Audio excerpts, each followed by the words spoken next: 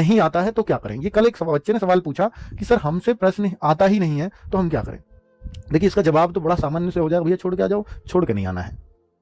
अगर कोई प्रश्न है, मान लीजिए हम 11वें प्रश्न पर पहुंचे और हमें ये दिखता है कि भाई इसमें ABCD मैं क्लियर, मुझे ये याद नहीं है, फिर भी ये प्रयास करना कि उस प्रश्न को पढ़ते हुए कि भाई मुझे याद तो नहीं है पर मैं ये देखूं, अगर इस प्रश्न को मैं थोड़ा समझने का प्रयास करूं तो कौन से ऑप्शन इसके बिल्कुल उत्तर नहीं हो सकते, कौन से ऑप्शन ऐसे होंगे जो इसके बिल्कुल उत्तर नहीं हो सकते। मान लेता हूं मैंने ऐसे 2 ऑप्शन छांट लिए, लेकिन 2 ऑप्शन में मैं अभी श्योर नहीं हूं, तो फिर आप जब भी तुक्का लगाए तो इन दोनों पे लगा दें। फिर क्योंकि जब भी तुक्का लगाना इन दोनों में आप श्योर नहीं तो किसी के पूछने का वेट मत करना, कहीं कोई कानूनी कार्यवाही आपके ऊपर ना हो जाए, क्योंकि भाई बहुत ज्यादा सख्ती से इस पेपर के लिए तैयारियां चल रही हैं, ठीक है। और उसमें साफ लिखा है कि अगर कोई पूछता पाछता भी पाया गया तो उसको परीक्षा से बाहर भेज दिया जाएगा। कार्यवाही तो पूछने पाछने पे नहीं होगी लेकिन परीक्षा रोक दी जाएगी, ऐसा भी लिखा हुआ है। तो इसलिए उस चक्कर में मत पड़ना, मत किसी का देखना ताका झांकी करना, क्योंकि उतना ही सब जानते हैं जितना आप जानते हैं, उससे ज्यादा कोई नहीं जानता।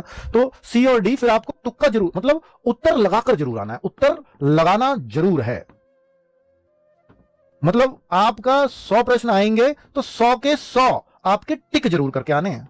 अगर आपने ये टिक नहीं किया फिर आपका नुकसान हो जाएगा, ठीक है। आप कहो सर ये तो मैं चलो ऐसा प्रयास करूंगा, पर कुछ क्वेश्चन तो ऐसे होंगे जिनमें बिल्कुल ही ब्लैंक होगा, जिनमें मुझे पता ही नहीं होगा, मैं चाहकर भी कोई भी ऑप्शन एलिमिनेट नहीं कर पा रहा अर्थात रिमूव नहीं कर पा रहा, तो मैं उस क्वेश्चन में क्या करूं।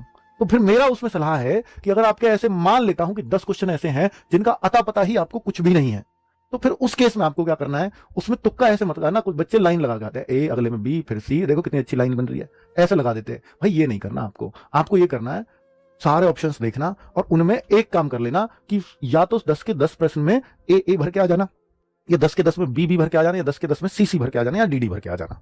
ये तय है कि उन 10 में से आपको कुछ भी नहीं मिलना था, ये तो आप तभी उन 10 प्रश्न को कह रहे हो। अगर उन 10 में से एक भी नहीं मिलना था और ये इसमें तय हो जाता है कि या तो आपके कम से कम 2 प्रश्न सही हो जाएंगे और 3, या 2 होंगे या 3 होंगे, इससे ज्यादा नहीं होंगे ना इससे कम होंगे, ठीक है। ऐसे केस में ये होता है, लक है तो 4 भी जा सकते हैं ऐसा करने से। लेकिन अगर आप कहो कि सर ऐसा अगर मैं दैवीय शक्ति मेरे ऊपर बैठी हुई तो मैं किसी में C किसी में D, तो उसमें चांस ये है कि आप 0 भी हो सकते हो और आपके 4 5 6 भी, इससे ज्यादा तब भी सही नहीं निकलने, तो उसमें रिस्क बहुत है।